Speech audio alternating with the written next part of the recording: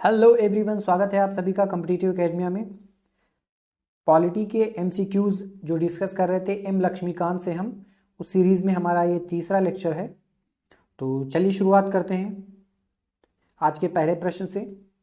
संसद की निम्न समितियों में से किस में राज्यसभा के सदस्य सम्मिलित नहीं होते हैं? सार्वजनिक उपक्रम समिति, लोक लेखा समिति, प्राक्कलन समिति या उपर्युक्त सभी? तो इसका उत्तर है प्राक्कलन समिति। इसमें सभी सदस्य राज्यसभा से होते हैं। तो चलिए जान लेते हैं सभी के बारे में। सार्वजनिक उपक्रम समिति कृष्ण मेनन समिति के सुझाव के आधार पर 1964 में इस समिति का पहली बार गठन किया गया था और शुरुआत में इसमें 15 सदस्य होते थे, 10 लोकसभा से और 5 राज्यसभा से। बाद में 1974 में इसकी जो सदस्य संख्या है उसे बढ़ाकर 22 कर दिया गया और 15 इसमें से राज्यसभा से और 7 सदस्य लोकसभा से। नहीं, उल्टा हो गया, 15 लोकसभा से 7 राज्यसभा से, और पहले 15 थे तो उसमें से 10 लोकसभा से 7 राज्यसभा से। और इस समिति में मंत्री इसका सदस्य नहीं हो सकता है। अध्यक्ष का चुनाव जो होता है वो लोकसभा का जो अध्यक्ष होता है वो करता है सदस्यों के बीच में से, और जो अध्यक्ष होता है वो लोकसभा से ही होगा। जो लोकसभा का कोई सदस्य होगा उसमें से ये अध्यक्ष चुना जाएगा। दूसरी समिति जो है लोक लेखा समिति, इसका उत्तर सीधा लोक लेखा समिति। ये भारत शासन अधिनियम 1919 के अंतर्गत 1921 में 1921 में इसकी पहली बार स्थापना की गई थी और इसमें 22 सदस्य होते हैं। 15 जो होते हैं लोकसभा से, 7 राज्यसभा से। इसमें भी मंत्री सदस्य नहीं बन सकता।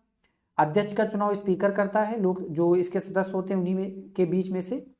और 1967 से पहले ये था कि किसी को भी चुना जाता था अध्यक्ष के रूप में, लेकिन 1967 से ये परंपरा चली आ रही है कि लोक लेखा समिति का जो अध्यक्ष होता है वो विपक्षी दल से चुना जाता है। जो विपक्षी दल के सदस्य होते हैं उससे चुना जाता है। तीसरी जो समिति है जिसमें सभी सदस्य राज्यसभा से होते हैं, प्राक्कलन समिति। इसे 1950 में पहली बार जो तत्कालीन वित्त मंत्री थे जॉन मथाई, उनकी सिफारिश पर बनाया गया था और मूलतः इसमें 25 सदस्य होते थे जो कि सभी राज्यसभा से होते थे। बाद में 1956 से 30 सदस्य कर दिए गए। इसमें मंत्री इसमें भी सदस्य नहीं होता, यानी कि इन तीनों समितियों में कोई भी सदस्य मंत्री नहीं होता। जो मंत्री होगा इन तीनों समितियों का सदस्य नहीं बन सकता है।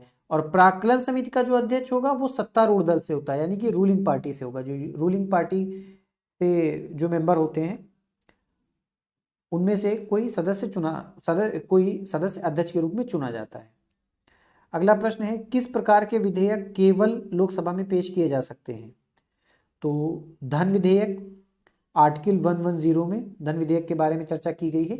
ये केवल लोकसभा में प्रस्तुत किए जा सकते हैं। और इसका निर्णय कौन करता है कि कोई विधेयक धन विधेयक है या नहीं है? तो इसका निर्णय जो लोकसभा का अध्यक्ष होता है यानी कि स्पीकर, वो निर्णय करता है। इसके अलावा जो संविधान संशोधन विधेयक है और जो साधारण विधेयक है, इन दोनों में राज्यसभा और लोकसभा इन दोनों की शक्तियां बराबर होती हैं। ये दोनों विधेयक दोनों में से किसी भी सदन में प्रस्तुत किए जा सकते हैं। और साधारण विधेयक के लिए संयुक्त बैठक का प्रावधान किया गया है, जबकि जो संवैधानिक संशोधन विधेयक है इसे अलग अलग पास होना आवश्यक होता है दोनों सदनों में। अगला प्रश्न देखते हैं, राष्ट्रीय मतदाता दिवस कब मनाया जाता है? 25 जनवरी को राष्ट्रीय मतदाता दिवस मनाया जाता है और सबसे पहली बार 2012 में राष्ट्रीय मतदाता दिवस मनाया गया था। ये मनाया क्यों जाता है? इलेक्शन कमीशन ऑफ इंडिया की स्थापना 25 जनवरी 1950 को की गई थी, इसीलिए 25 जनवरी को मतदाता दिवस के रूप में मनाया जाता है। इसकी घोषणा 2011 में की गई थी और 2012 में पहली बार मतदाता दिवस मनाया गया था 25 जनवरी को। अगला प्रश्न है कि निम्नलिखित में से कौन सा समवर्ती सूची में आता है? तो ये 4 विषय दिए गए हैं, रेलवे, शिक्षा, पुलिस और रक्षा। तो इनमें से समवर्ती सूची में कौन शामिल है? रेलवे ये आपको पता है कि केंद्र सूची में सम्मिलित है। शिक्षा ये समवर्ती सूची में सम्मिलित है। पुलिस ये स्टेट लिस्ट में है। और रक्षा ये भी जो केंद्र सूची होती है उसमें सम्मिलित है। पहले शिक्षा राज्य सूची का विषय हुआ करता था, बाद में जो 42वां संविधान संशोधन अधिनियम 1976 है उसके द्वारा 5 सब्जेक्ट को स्टेट सूची से उठा करके कंकरेंट लिस्ट यानी कि समवर्ती सूची में डाल दिया गया था, राज्य सूची से उठा करके समवर्ती सूची में। वो विषय कौन कौन से हैं? 5। शिक्षा, वन, और ये भार और मापन, इसके अलावा वाइल्ड एनिमल का जो प्रोटेक्शन होता है, 1 2 3 4 हो गए, और एक और कौन था? Administration of justice. 5 ये विषय थे जिनको कि राज्य सूची से उठा करके समवर्ती सूची में डाल दिया गया था। अगला प्रश्न है, एक ट्रेड यूनियन बनाने और पंजीकृत होने के लिए श्रमिकों की न्यूनतम संख्या कितनी होनी चाहिए? तो इसका आंसर है 7। न्यूनतम 7 श्रमिक होने चाहिए ट्रेड यूनियन बनाने के लिए। अगला है, निम्नलिखित में से किस राज्य में यूनिफॉर्म सिविल कोड यानी कि समान नागरिक संहिता लागू है? गोवा एक ऐसा राज्य जहां पर समान नागरिक संहिता लागू है, लेकिन ये बहुत स्ट्रिक्टली नहीं लागू है कि बहुत ज़्यादा जिस बोल सकते हैं कि जो आइडियल यूनिफॉर्म सिविल कोड होगा, समान नागरिक संहिता होगा, वो नहीं लागू है, क्योंकि बहुत सारी ऐसी ट्राइब्स हैं वहाँ पर जिनको स्पेशल राइट्स दिए गए हैं और यूसीसी के जो कानून हैं उनके ऊपर लागू नहीं होते हैं। तो जैसा कि आपको पता है डीपीएसपी का जो आर्टिकल 44 है उसमें यूनिफॉर्म सिविल कोड की चर्चा की गई है। अगला प्रश्न देखते हैं, उच्चतम न्यायालय के न्यायाधीशों का वेतन और भत्ते ये कहाँ से दिया जाता है? तो भारत की संचित निधि से दिए जाते हैं, ताकि उनके पद की जो सुरक्षा है किसी दबाव में वो कार्य ना करे, इसके लिए ऐसा प्रावधान किया गया है।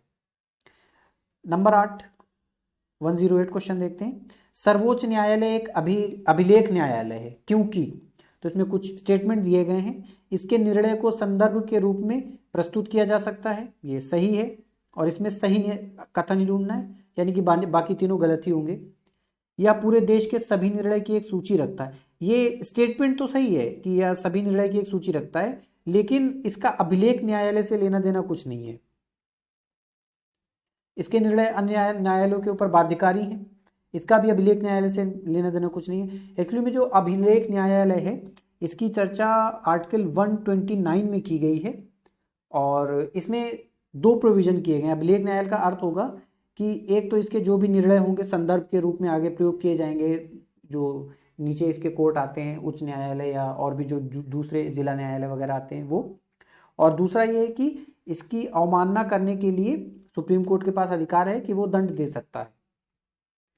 तो ये 2 प्रोविजन है अभिलेख न्यायालय के लिए। अगला प्रश्न देखते हैं, राष्ट्रपति किसका सदस्य होता है? लोकसभा, राज्यसभा दोनों या इनमें से कोई नहीं? तो राष्ट्रपति इनमें से किसी का सदस्य नहीं होता है, ना वो लोकसभा का ना राज्यसभा का, किसी का सदस्य नहीं होता है, बल्कि वो संसद का पार्ट होता है। संसद में लोकसभा प्लस राज्यसभा प्लस जो प्रेसिडेंट है, इन तीनों को मिलाकर के संसद कहते हैं। तो संसद का पार्ट है, सदस्य नहीं है ये। अगला प्रश्न देखते हैं, भारतीय संविधान के अनुसार आपातकाल घोषित करने की शक्ति किसके पास है? तो जैसा कि आपको पता है आपातकाल घोषित करने की शक्ति राष्ट्रपति के पास है। आर्टिकल 352 मंत्रिमंडल की सलाह पर राष्ट्रपति आपातकाल घोषित करता है, और यही एक आर्टिकल है जहां पर मंत्रिमंडल शब्द का प्रयोग हुआ है पूरे संविधान में। ये पहले नहीं था, बाद में 44वां संविधान संशोधन अधिनियम 1978 के द्वारा ये शब्द जोड़ा गया था। अगला प्रश्न देखते हैं, लोक लेखा समिति का अध्यक्ष निम्नलिखित में से किसके द्वारा नियुक्त किया जाता है?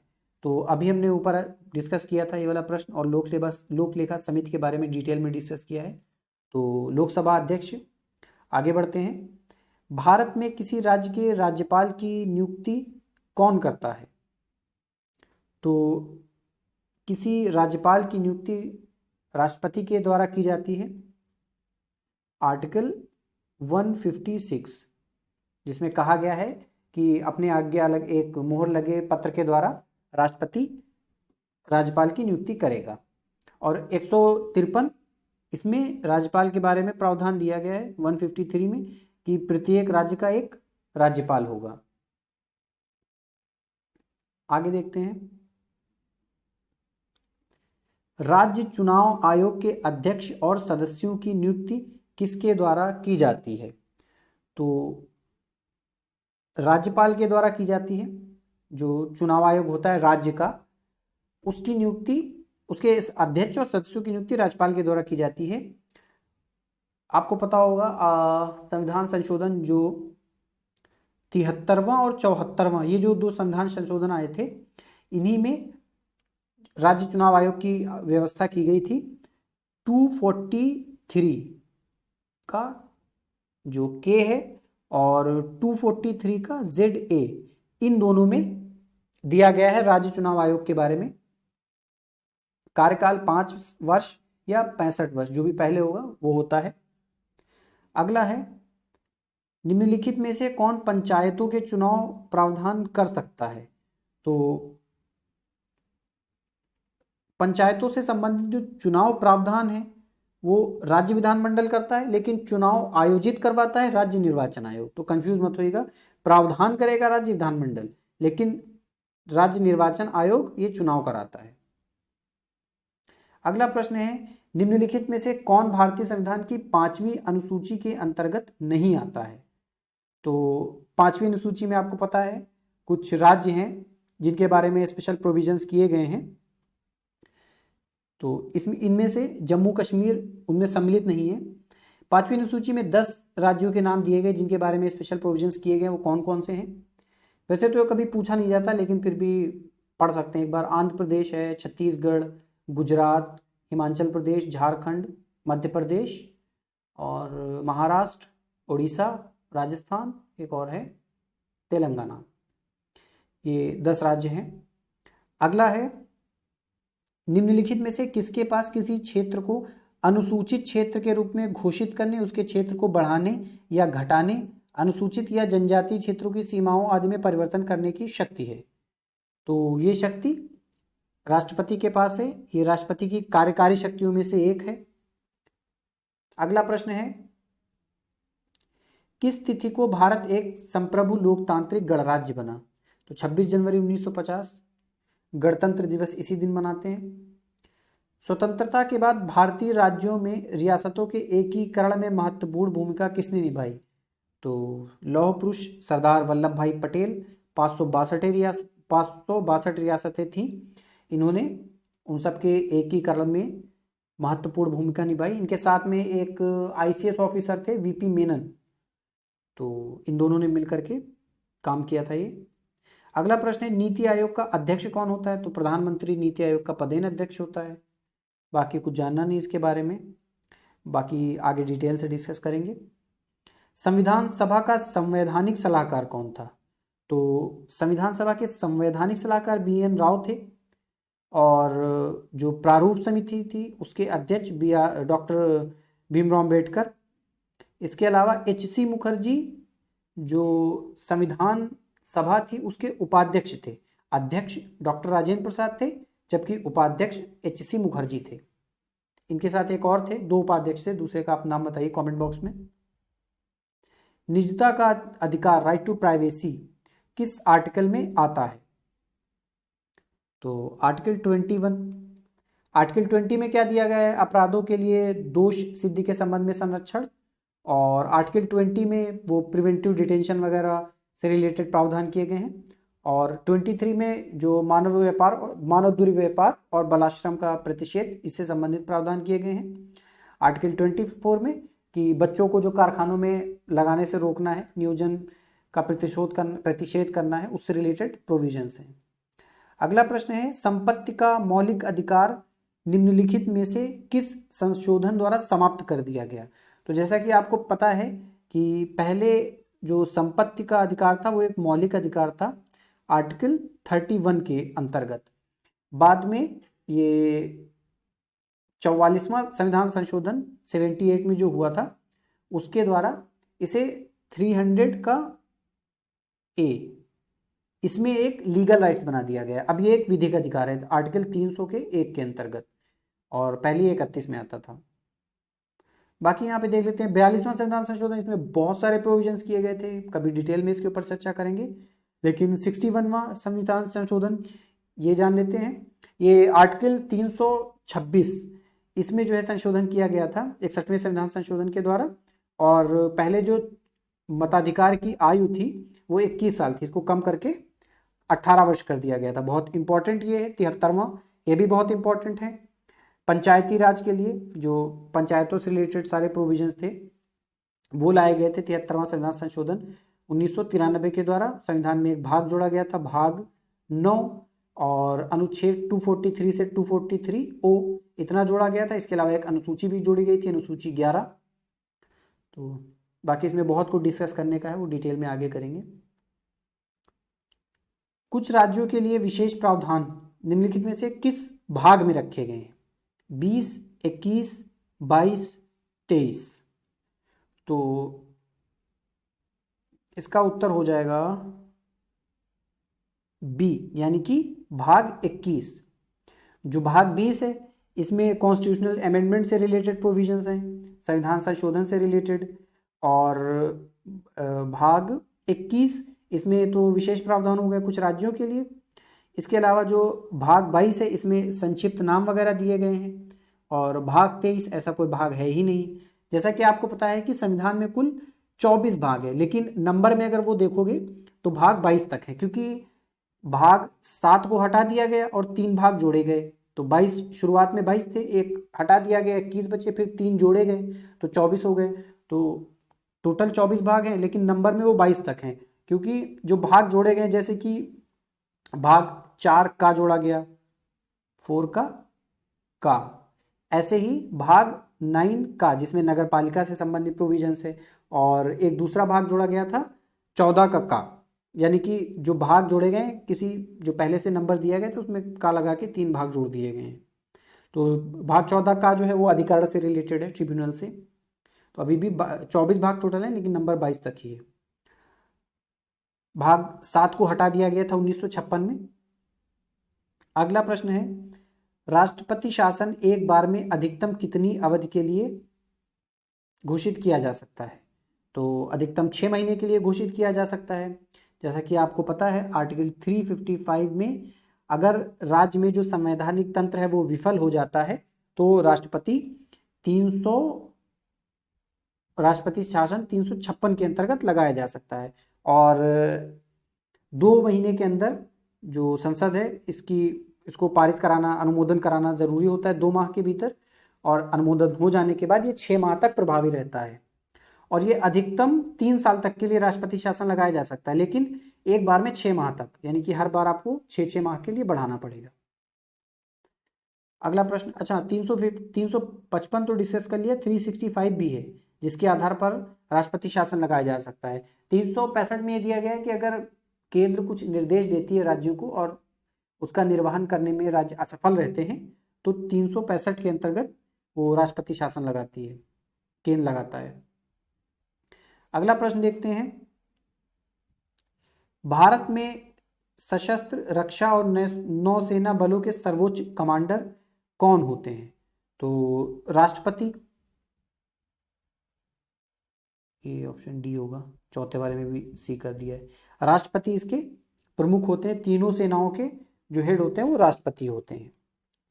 सैन्य शक्ति के अंतर्गत ये आता है राष्ट्रपति की। अगला प्रश्न है, भारतीय नागरिकता निम्नलिखित में से किसके द्वारा प्रदान की जाती है? तो जैसा कि आपको पता है कि आर्टिकल 5 से लेकर के 11 तक संविधान का भाग 2, 5 से 11 तक इसके बारे में चर्चा की गई है। और जो गृह मंत्रालय है ये नागरिकता प्रदान करता है। इसके अलावा आर्टिकल जो 11 है, बहुत इंपॉर्टेंट आर्टिकल, इसमें ये कहा गया है कि नागरिकता से संबंधित जो भी विधियां हैं वो संसद बनाएगा। अगला प्रश्न देखते हैं, संसद की सबसे बड़ी समिति कौन सी है? तो अभी हमने डिस्कस किया था कि 30 सदस्य होते हैं इसमें, प्राक्कलन समिति।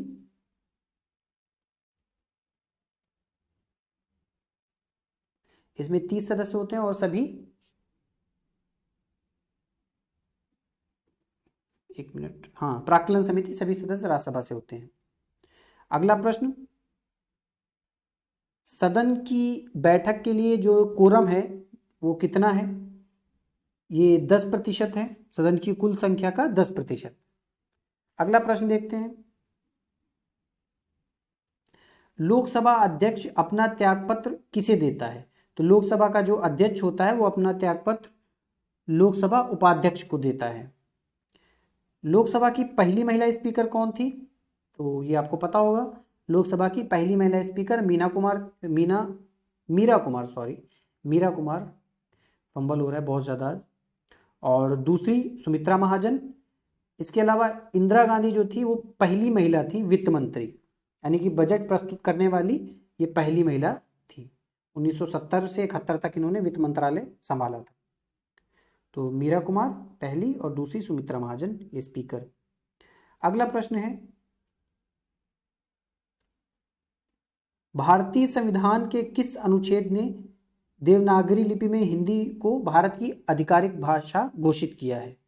तो आर्टिकल 343 इसमें कहा गया है। और ये जो 341 है इसमें अनुसूचित जातियां हैं, 342 में अनुसूचित जनजातियां सम्मिलित हैं, और जो 344 है इसमें कहा गया है कि राजभाषा हेतु आयोग और समिति की नियुक्ति की जाएगी। इससे संबंधित प्रावधान दिए गए हैं। अगला प्रश्न देखते हैं, भारत का पहला वायसराय लॉर्ड कैनिंग, ये भारत के पहले वायसराय बने थे 1858 में। और माउंटबेटन ये अंतिम ब्रिटिश वायसराय थे, क्योंकि इसके बाद जो वायसराय बने थे वो इंडियन थे, सी राजगोपालाचारी। और लॉर्ड विलियम बेंटिक ये भारत के पहले गवर्नर जनरल थे। वॉरेन हेस्टिंग्स ये बंगाल के पहले गवर्नर जनरल थे। अगला प्रश्न है, विधान परिषद और विधानसभा का सदस्य बनने के लिए जो आयु सीमा है वो क्या है? तो विधान परिषद के लिए 30 वर्ष और विधानसभा के लिए 25 वर्ष। तो पहले विधान परिषद यानी कि 30 और 25, इसका आंसर हो जाएगा डी। और इससे रिलेटेड आर्टिकल कौन सा है? अनुच्छेद 168, जिसमें कहा गया है कि राज्यों के विधानमंडलों का गठन किया जाएगा। इससे रिलेटेड प्रोविजन दिए गए हैं। अगला प्रश्न देखते हैं, भारतीय संविधान की 11वीं अनुसूची किससे संबंधित है? तो अभी हमने ऊपर डिस्कस किया था कि जो 11वीं अनुसूची है वो पंचायतों से संबंधित है, और इसमें पंचायतों को जिन विषयों पर कार्य करना है उससे रिलेटेड विषय दिए गए हैं, जो कि 29 है। अब राज्य कितने विषय पंचायतों को सौंपती है, ये राज्य के विवेकाधिकार के ऊपर निर्भर करता है। 11वीं अनुसूची में ये है। और जो 12वीं अनुसूची है वो नगरपालिकाओं से संबंधित है, इसमें 18 विषय दिए गए हैं। अगला प्रश्न, अनुसूचित क्षेत्र समिति में निम्न में से सम्मिलित होते हैं? केवल निर्वाचित सदस्य, केवल नामांकित सदस्य, समान रूप से निर्वाचित और नामांकित सदस्य, मुख्य रूप से निर्वाचित लेकिन कुछ नामांकित। तो इसमें जितने भी सदस्य होते हैं सब नामांकित होते हैं। अगला प्रश्न देखते हैं, स्थानीय स्वशासन के जनक के रूप में किसे जाना जाता है? तो लॉर्ड रिपन, ये 1880 से 84 तक वायसराय रहे थे। मेयो के टाइम पर जनगणना शुरू हुई थी और ये एसेसिनेट कर दिए गए थे, मार दिए गए थे। एक नाम नहीं याद आ रहा मुझे, उन्होंने कत्ल कर दिया था इनका। और मिंटो के बारे में पता ही, मार्ले मिंटो सुधार आपने सुना ही होगा। सुधार तो क्या था?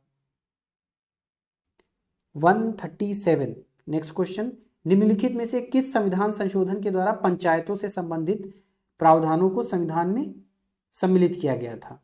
तो 73वां संविधान संशोधन 1993, इसके द्वारा पंचायतों को सम्मिलित किया गया था। और 74वें के द्वारा नगर पालिका। अगला प्रश्न देखते हैं,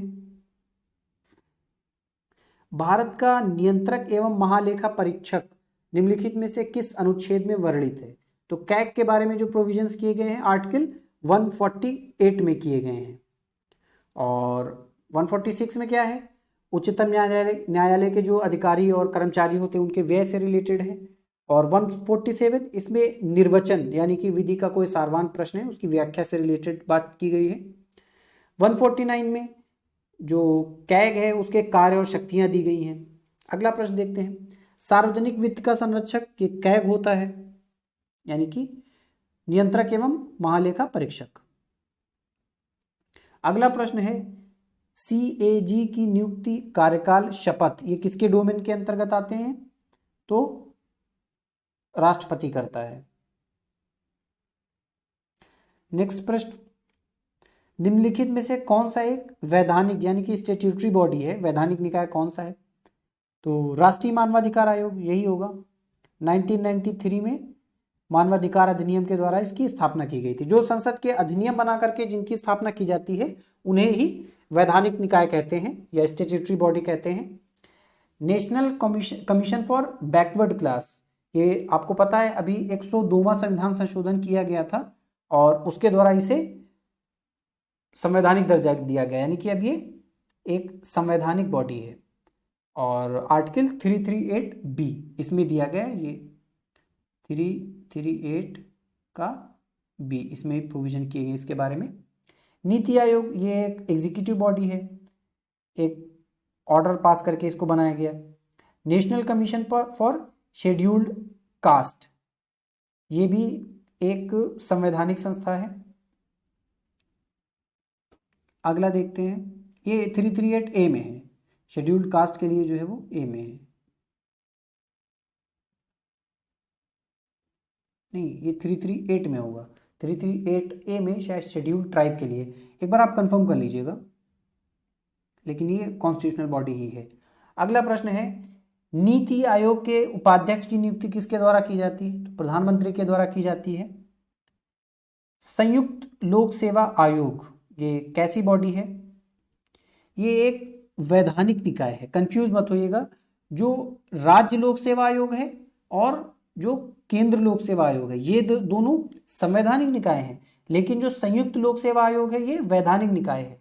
क्योंकि अगर दो राज्य अगर अपने यहाँ से प्रस्ताव पास करके संसद के पास भेजते हैं कि हमें हमारे लिए एक संयुक्त लोक सेवा आयोग की स्थापना कर दी जाए, तो फिर संसद अपने यहाँ एक प्रस्ताव पारित करके संयुक्त लोक सेवा आयोग बनाता है। तो जब प्रस्ताव पारित करके कोई बॉडी बनाई जाती है वो स्टैट्यूटरी बॉडी होती है।